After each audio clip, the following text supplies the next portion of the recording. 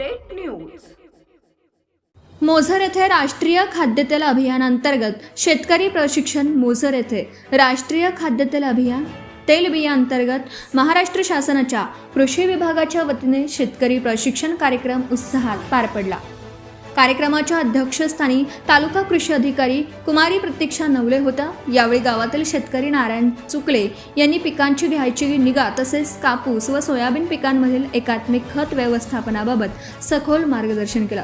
कृषी अधिकारी श्री पी गोळे यांनी एकात्मिक कीड व्यवस्थापन तसेच फवारणी करताना घ्यायच्या काळजीबाबत प्रत्यक्ष प्रात्यक्षिक करून दाखवला। कृषी अधिकारी श्री प्रशांत झोले यांनी नानाजी देशमुख कृषी संजीवनी प्रकल्पाबाबत शेतकऱ्यांना मार्गदर्शन केलं। कार्यक्रमाचा प्रास्ताविक कृषी अधिकारी सूरज इंगोले यांनी केला तर आभार प्रदर्शन कुमारी ज्योतिका पत्रे यांनी केलं।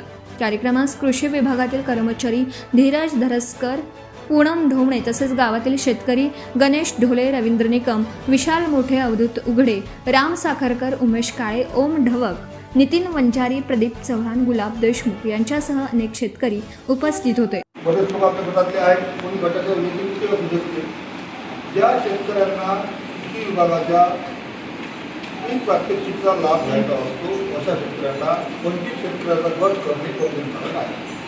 ज्या तो गट आमच्या इथे आत्मा म्हणून एक संस्था आहे, तर त्या संस्थेमध्ये आपण तो गट रजिस्टर केला तर तुम्ही त्या योजनेचा लाभ घेण्याकरता पात्र होता।